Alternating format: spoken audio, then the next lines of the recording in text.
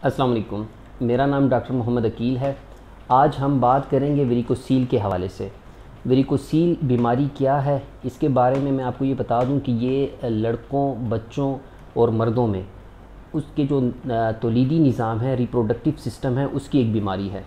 इसमें होता क्या है कि जो ब्लड सप्लाई है, यानी खून की जो शरियानें हम जो मर्दों की तौलीदी निज़ाम मतलब टेस्टिस को जो गई होती हैं स्क्रोटम में, जो एक थैली है जिसमें टेस्टिस पड़े होते हैं, वहाँ पे जो ब्लड सप्लाई है वो किसी वजह से रुक जाती है। और मैं आपको यहाँ पे ये भी बताता चलूँ कि जो टेस्टिस की ब्लड सप्लाई है वो बड़ी बारीक होती है, वहाँ पे बहुत बारीक बारीक खून की शरियानें गई होती हैं। उन बारीक खून की शरियानों में जब खून का बहाव किसी वजह से रुक जाता है और वो वापस नहीं हो पाता, तो वहाँ पे रुकने की वजह से जो वो ब्लड की खून की जो शरियानें हैं वो एक गुच्छे नुमा अपीयरेंस आ जाती है, नमूदार होती हैं। और ये मरीज़ को ख़ुद भी महसूस होता है कि उसके जो टेस्टिस हैं उसमें ऐसे लगता है कि जैसे वॉर्म्स, मतलब जैसे ये पेट के कीड़े होते हैं, लंबे लंबे कीड़े होते हैं, वो उसमें भर दिए गए हैं, जो कि सर्कुलेट भी कर रहे हैं या उनको जो है ना सर्कल नुमा भी हैं, गोलाई के अंदाज़ में, या मुख्तलिफ ऐसे ज़िग-ज़ैग होते हैं। ठीक है, तो इसकी वजूहात जो एग्जैक्टली हैं वो हमें मालूम नहीं हैं। साइंटिस्ट या जो मेडिकल प्रोफेशन से ताल्लुक़ रखने वाले लोग हैं वो इस पर खातिर ख्वाह काम कर रहे हैं। अमेरिका की एक American society of reproductive medicine इस हवाले से काफ़ी काम कर चुकी है वेरिकोसील के हवाले से। तो उनके मुताबिक ये है कि तकरीबन 100 में से 15 लोग या 15 बच्चे और ख़ासकर लड़के और मर्द ऐसे हैं कि जिनको कि वेरिकोसील होता है। अब वेरिकोसील जो होता है तो उसमें ये बीमारी अहम क्यों है, ये वीडियो बनाने का मकसद क्या था कि वेरिकोसील चूँकि हमारे माशरे में भी हम देखते हैं कि बहुत तेज़ी से बढ़ रहा है,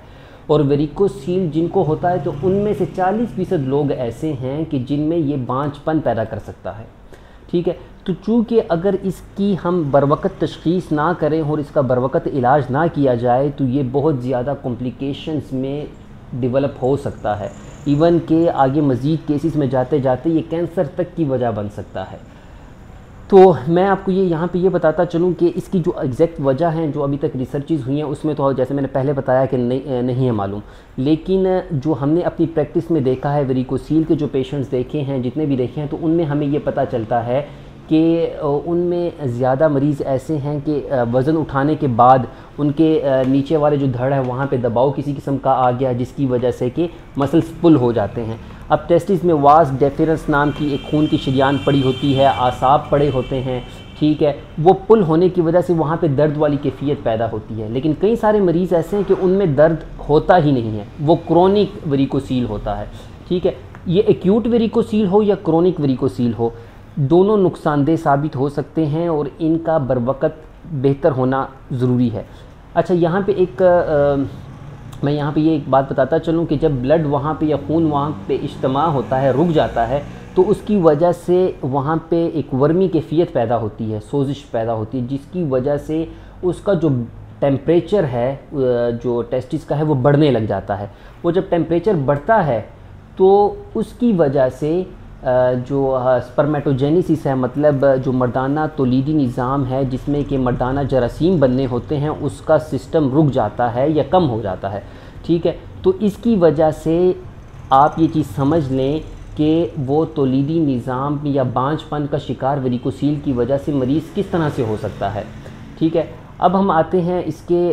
दूसरी जो वजह है इसकी कि सेक्सुअल डिज़ायर का सप्रेस हो जाना। मेजॉरिटी केसेस में हमने ये देखा है कि ख़ासकर जो टीन एजर्स हैं या अंडर 30 इयर्स के जो लोग हैं, उनकी सेक्सुअल डिज़ायर्स किसी वजह से अगर सप्रेस हो रही हैं बार बार, ठीक है, अराउज़ल और देन सप्रेशन, उसकी वजह से भी टेस्टिस पे जाके इस किस्म की कैफियत पैदा होती है कि वहाँ पे वेरिकोसील डेवलप होते हुए देखा गया है। लेकिन वहाँ पे मेजॉरिटी केसेस में हमें एक्यूट वेरिकोसील मिलता है। लेकिन ये बात भी ठीक है कि अगर एक्यूट वेरिकोसील का बरवक़्त इलाज ना किया गया तो ये कल को जाके क्रोनिक वेरिकोसील में कन्वर्ट हो जाएगा।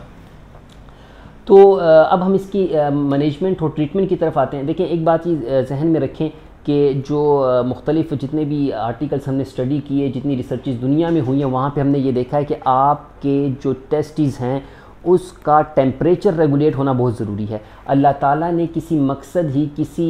उसी के यानी कि इसके जो सेहत के लिहाज से یہ جو ہمارا سکروٹم ہے یا جو ٹیسٹس ہیں اسے ہماری باڈی سے باہر رکھا، اس وجہ سے باہر رکھا کہ اس کو اگر جسم میں بھی رکھا جا سکتا تھا، لیکن اگر جسم میں رکھتے تو اس کا ٹیمپریچر مینٹین نہ ہوتا، ٹیمپریچر زیادہ رہتا، جس کی وجہ کہ سپرمیٹوجینیسس مطلب کہ تولیدی جو نظام ہے یا جراثیم جو مردانہ بننے کا عمل ہے اس میں رکاوٹ پیدا ہوتی۔ تو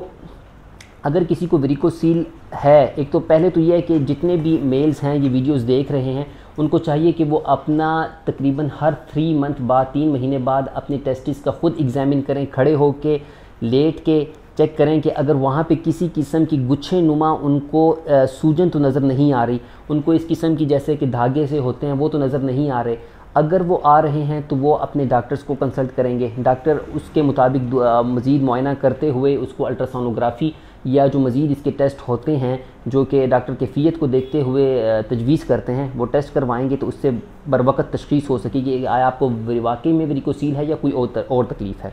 اور اس بروقت تشخیص کا یہ فائدہ بھی ہوگا کہ آپ کی جو سپرمیٹوجینیسس ہے یا جو آپ کا تولیدی نظام ہے وہ بہتر رہے گا۔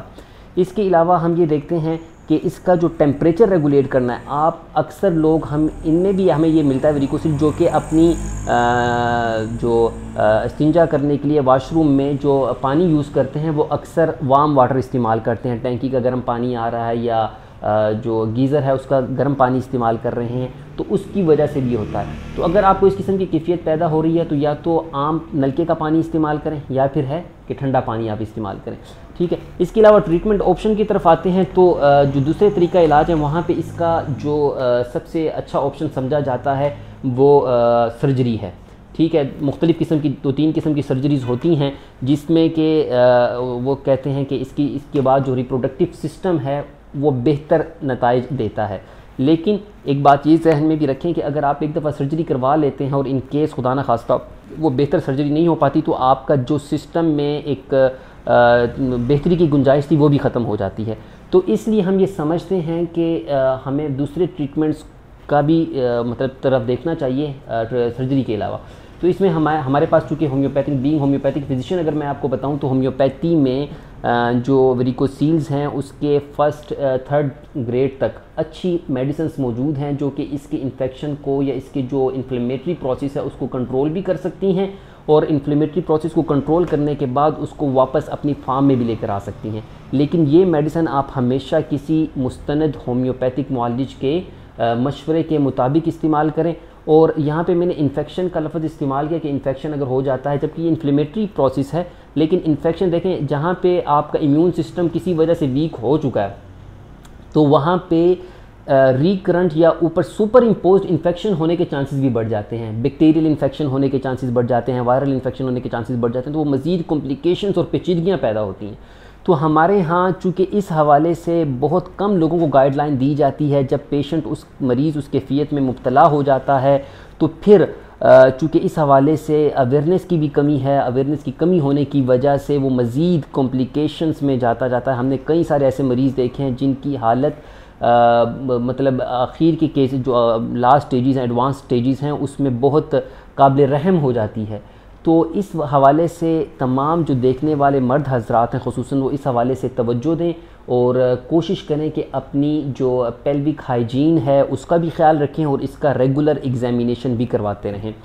اور اس کے علاوہ آخر میں یہ بتاتا چلوں کہ ویڈیوز بنانے کا جو مقصد ہے ہمارا وہ اویئرنیس دینا ہے، اسی طرح سے ہم مزید اویئرنیس دیتے رہیں گے۔ تو اس کے لیے یہ ہے کہ آپ تمام لوگ دیکھنے والے یہ چینل لائک بھی کریں، سبسکرائب بھی کریں اور بیل کا آئیکن ضرور دبائیں تاکہ آنے والے وقت میں آپ کو اسی طرح سے معلوماتی ویڈیوز ملتی رہیں۔ اللہ تعالیٰ آپ کا اور ہم سب کا حامی و ناصر ہو۔ اللہ حافظ۔